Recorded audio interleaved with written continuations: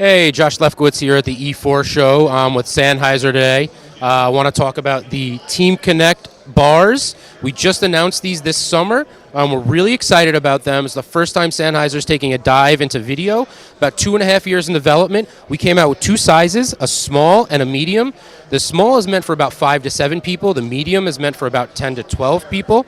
The small has 2 speakers and 4 microphones, and the medium has 3 microphones on each side and 2 speakers on each side. Both of them have a 4K camera. They're platform agnostic, so you can plug a USB-C cable into the back of them and connect to your Zoom room, Teams room, BYOD device, laptop, Nook, whatever you want.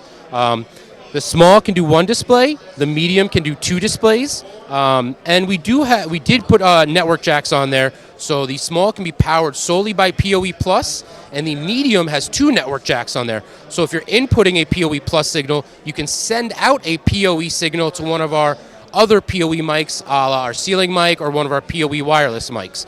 So you can do some real elegant, custom, bespoke conference rooms using our new TeamConnect bars. You can find out more on Sennheiser.com.